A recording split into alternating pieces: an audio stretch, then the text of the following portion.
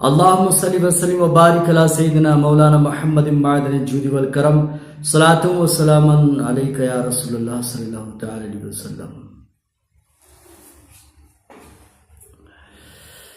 پیارے نبی صلی اللہ تعالی علیہ وسلم سے پوچھا گیا، مشکات شریف کی حدیث پاک ہے، نبی صلی اللہ تعالی علیہ وسلم سے سوال کیا انہو قیل لرسول اللہ صلی اللہ تعالی علیہ وسلم ایکون المومن جبانا، یا رسول اللہ صلی اللہ تعالی علیہ وسلم کیا مومن بزدل ہو سکتا ہے؟ نبی صلی اللہ تعالی علیہ وسلم نے فرمایا قال نعم، فرمایا ہاں ہو سکتا ہے۔ فقیل له ایکون المومن بخیلا، پھر دوبارہ پوچھا گیا یا رسول اللہ صلی اللہ تعالی علیہ وسلم کیا مومن کنجوس ہو سکتا ہے؟ نبی صلی اللہ تعالی علیہ وسلم نے فرمایا ہاں مومن کنجوس ہو سکتا ہے۔ قال نعم، نبی صلی اللہ تعالی علیہ وسلم نے فرمایا مومن کنجوس بھی ہو سکتا ہے۔ پھر تیسری مرتبہ سوال کیا گیا، فقیل له ایکون المومن کذاب، یا رسول اللہ صلی اللہ تعالی علیہ وسلم کیا مومن جھوٹا ہو سکتا ہے؟ نبی صلی اللہ تعالی علیہ وسلم نے فرمایا قال لا، فرمایا نہیں۔ نبی صلی اللہ تعالی علیہ وسلم نے فرمایا نہیں، مومن بزدل ہو سکتا ہے، ایمان والا کنجوس ہو سکتا ہے۔ نبی صلی اللہ تعالی وسلم نے اسی حدیث میں فرمایا مگر جھوٹا نہیں ہو سکتا۔ مطلب کیا ہے؟ کیا مومن جھوٹ نہیں بولتا؟ کیا مسلمان جھوٹ نہیں بول رہا؟ کتنا جھوٹ بولتے ہیں یہ لوگ، بالکل خوف نہیں آتا، کوئی ڈر نہیں۔ اور اللہ کے نبی صلی اللہ تعالی وسلم کیا فرما رہے ہیں کہ مومن جھوٹا نہیں ہو سکتا۔ کیا جو جھوٹ بولتا ہے وہ مسلمان نہیں ہے؟ کیا جو جھوٹ بولتا ہے وہ مومن نہیں ہے؟ اور مسلمان سے زیادہ جھوٹ بول بھی کون رہا ہے؟ جو جتنا شرافت کا چولا اوڑے ہوئے ہے اور زیادہ جھوٹ بولتا ہے، جو اپنے آپ کو بڑا شریف کہلاتا ہے، اپنے آپ کو بڑا متقی کہلاتا ہے، جو مسجدوں میں جا جا کر پابندی سے عبادت کرتے ہیں وہ تک جھوٹ بولتے ہیں، تو کیا وہ مومن نہیں ہے؟ وہ مسلمان نہیں ہے؟ پھر اس حدیث پاک میں تعویل کس طرح ہوگی؟ اللہ کے نبی صلی اللہ تعالی وسلم فرما رہے ہیں مومن جھوٹا نہیں ہو سکتا، کنجوس ہو سکتا ہے، بزدل ہو سکتا ہے مگر جھوٹا نہیں ہو سکتا۔ یہ حدیث پاک ہے، اللہ کے نبی صلی اللہ تعالی وسلم فرما رہے ہیں۔ تو میرے بھائی دوسری حدیث پاک کو سمجھتے ہیں۔ اللہ کے نبی صلی اللہ تعالی وسلم نے فرمایا، حدیث پاک کا مفہوم ہے تم میں سے کوئی بھی شخص اس وقت تک مومن نہیں ہو سکتا جب تک اپنے بھائی کے لیے وہ چیز پسند نہ کرے جو اپنے لیے پسند کرتا ہے۔ یہ بات پیارے نبی صلی اللہ تعالی علیہ وسلم نے خدا کی قسم کھا کے فرمایا والذی نفسی بیدہ، فرمایا مجھے اس ذات کی قسم ہے جس کے قبضے میں میری جان ہے۔ اللہ تبارک و تعالی کے ہاتھ میں ساری کائنات کا نظام ہے، سسٹم ہے، ساری مخلوقات کی جان اسی کے ہاتھ ہے، ساری کائنات کا خالق اور مالک وہی ہے۔ اللہ کے نبی صلی اللہ تعالی علیہ وسلم نے فرمایا مجھے قسم ہے اس ذات کی جس کے قبضے میں میری جان ہے، فرمایا تم میں سے کوئی بھی شخص اس وقت تک مومن نہیں ہو سکتا، یہاں لفظ اور کوئی نہیں ہے، مطلقاً پیارے نبی صلی اللہ تعالی وسلم نے فرمایا اس وقت تک مومن نہیں ہو سکتا جب تک کہ اپنے بھائی کے لیے وہ چیز پسند نہ کرے جو اپنے لیے پسند کرتا ہے۔ ہمارا اپنا حال دیکھیے، ہمیں اپنے لیے کیا پسند ہے؟ ہمیں کھانے کے لیے بھوجن بہتر سے بہترین ہونا چاہیے، اپنے لیے لباس ہمارا بہترین ہونا چاہیے. کسی مجلس میں جائیں, کسی پروگرام میں جائیں, لوگ ہمارا محبت سے خیر مقدم کریں, ہمیں عزت کے ساتھ یاد کریں, ہم سے پیار کریں, لوگ ہمیں عزت دیں. یہ ہماری سوچ ہے. ہم کسی بھی جگہ جائیں, لوگ ہمیں اچھائی کے ساتھ یاد کریں, ہماری کوئی برائی نہ کرے, ہمارے اندر کوئی کینہ نہ نکالے, ہم سے کوئی کینہ نہ رکھے, ہمارے اندر کوئی برائی نہ نکالے, ہماری تعریف کرے. یہ ہماری سوچ ہے. یہ انسان کی فطرت میں شامل ہے. انسان اپنے حق میں بھلائی چاہتا ہے. اللہ کے نبی صلی اللہ علیہ وسلم فرماتے ہیں, تم میں سے کوئی بھی شخص اس وقت تک مومن نہیں ہو سکتا جب تک کہ جو اپنے لیے پسند کرتا ہے اپنے بھائی کے لیے پسند نہ کرے. تو میں اپنے لیے پسند کرتا ہوں کہ میری تعریف کی جائے.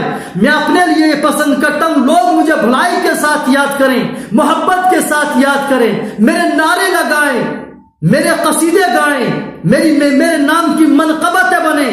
میں خوش ہوتا ہوں جب لوگ میرے نام کی شاعری کرتے ہیں, میرے نام پر منقبت بناتے ہیں. مجھے بڑا پیار آتا ہے, لوگ بڑے اچھے لگتے ہیں, لوگوں کی بڑی تعریف کرتا ہوں میں جب لوگ میری تعریف کرتے ہیں, جب آپ کی تعریف کرتے ہیں, آپ کو بہت اچھا لگتا ہے. تو اللہ کے نبی صلی اللہ علیہ وسلم نے فرمایا مومن جھوٹا نہیں ہو سکتا. مطلب کیا ہے؟ جھوٹ ایک ایسا گناہ ہے, یہ ایک ایسا خطرناک شیطانی وائرس ہے جو ہر گناہ میں استعمال ہوتا ہے. اگر کسی کو نیچا دکھانا ہو تو جھوٹ کا استعمال ہوتا ہے, کسی پر بہتان لگانا ہو تو جھوٹ کا استعمال کیا جاتا ہے, کسی پر الزام لگانا ہو جھوٹ کا استعمال کیا جاتا ہے, کسی کو نیچا دکھانا ہو, کسی کی غیبت کرنا ہو, اس کو نیچا دکھانے کے لیے جھوٹ کا استعمال ہوتا ہے. جیسا ہر سبزی کے استعمال میں آلو کا استعمال ہوتا ہے, بڑی اینٹی وائٹی سبزی ہے یہ, کسی میں استعمال کر لو, ایسے جھوٹ بڑا ہی خطرناک فارمولا ہے. یہ شیطان کا خطرناک وائرس ہے جو ہر جگہ استعمال ہوتا ہے.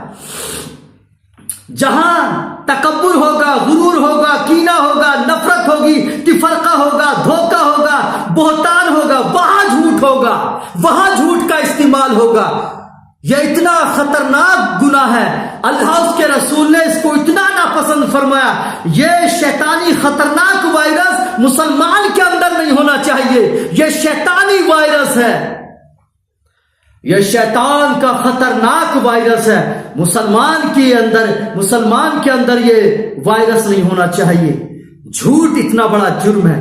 حالانکہ جھوٹ بولنے سے کافر نہیں ہو جاتا, جھوٹ بولنے والا مشرک نہیں ہو جاتا, مگر جرم کتنا بڑا ہے, نحوست کتنی بڑی ہے. لعنت اللہ علی الکاذبین, جھوٹوں پر اللہ کی لعنت ہوتی ہے. اللہ کے نبی صلی اللہ علیہ وسلم نے فرمایا مومن کی شان جھوٹ بولنا نہیں. اور ایک مقام پہ نبی صلی اللہ علیہ وسلم نے فرمایا, حدیث پاک کا مفہوم ہے, تم میں سے کوئی شخص اس وقت تک مومن نہیں ہو سکتا جب تک وہ مجھ سے اپنے والدین, اپنے دوست و احباب, اپنا مال اور تمام چیزوں سے بڑھ کر مجھ سے محبت نہ کرے. ساری کائنات سے بڑھ کر, حکومت, شہرت, دولت, والدین, کوئی بھی چیز رسول اللہ صلی اللہ علیہ وسلم کے سامنے معنی نہیں رکھتی. لیکن جب مطلقاً یہ کہا جاتا ہے وَلَمْ يَكُ شَيْئًا, تم چیز کیا تھے, اللہ تبارک و تعالی نے اپنی رحمت کو یاد دلاتے ہوئے, اپنا احسان یاد دلاتے ہوئے فرمایا ساری کائنات کو میں نے پیدا کیا, ساری کائنات کا خالق اور مالک میں ہوں, سب کو روزی میں دیتا ہوں, زمین سے سبزہ میں اگاتا ہوں, آسمان سے پانی میں برساتا ہوں, تمہاری مشکل میں حفاظت میں کرتا ہوں. وَلَمْ يَكُ شَيْئًا, تم چیز کیا تھے بھائی؟ تمہیں عزت کا تاج کس نے دیا؟ اللہ نے. تمہیں یہ انعام کس نے عطا کیا؟ اللہ نے. تمہیں یہ پیاری نعمتیں کس نے عطا کی؟ اللہ نے. ساری چیزیں اللہ نے دی, سارے تحفے اللہ نے دیے, ساری اشیاء اللہ نے عطا کی, اور تم بات کرتے ہو غیر اللہ کی, تم بات کرتے ہو اوروں کی. وَلَمْ يَكُ شَيْئًا, تم چیز ہی کیا ہو؟ تم چیز کیا تھے؟ تمہارا نشان تک نہیں تھا، تمہارے بلبلے تک پیدا نہیں ہوئے تھے، تمہارا کوئی نشان نہیں تھا، تمہارا نام دور دور تک سننے میں نہیں آتا تھا، تمہارا نشان کوئی نہیں جانتا تھا، تم گمنام تھے۔ فَحَيَاكُمْ، اللہ نے تم کو زندگی عطا فرمائی۔ كُنْتُمْ أَمْوَاتًا، قرآن کی آیت کا جملہ ہے۔ تم گمنام تھے، کوئی نہ جانتا تھا نہ پہچانتا تھا، تمہارا نشان ہی نہیں تھا۔ اللہ نے تمہیں نشان عطا کیا، اللہ نے تمہیں زندگی عطا فرمائی، اللہ نے تمہیں پیاری پیاری نعمتیں عطا فرمائی، تمہارا بہترین مجسمہ تیار کیا۔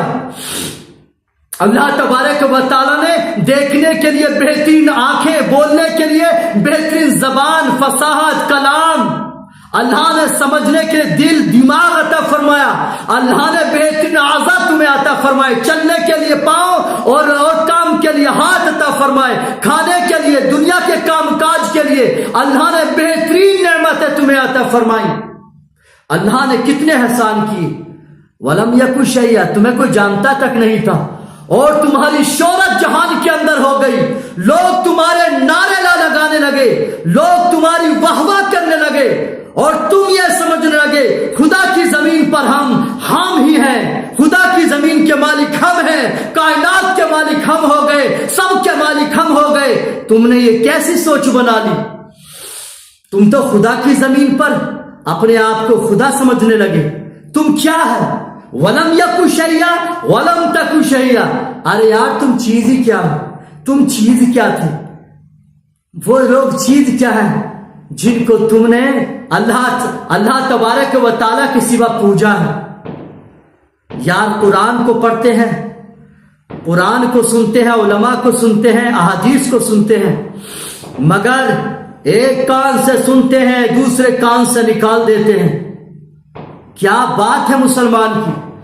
حدیث کو تو کھیل سمجھ رکھا ہے، قرآن کا تو ٹھٹا اڑا رہا ہے، مذاق سمجھ رہا ہے، قرآن کو سمجھنے کی ضرورت ہی محسوس نہیں کر رہا۔ نبی صلی اللہ تعالی وسلم کی زندگی کو سمجھے بغیر یہ سمجھتا ہے کہ مجھ سے بہترین کوئی فقی نہیں ہے، مجھ سے بہترین کوئی عالم نہیں ہے، مجھ سے زیادہ دین کا گیان کوئی نہیں رکھتا، مجھ سے بہتر اللہ کی کتاب کو سمجھا ہی کسی نے نہیں، میرے مرشد کے علاوہ قرآن کو کوئی سمجھ نہیں پایا۔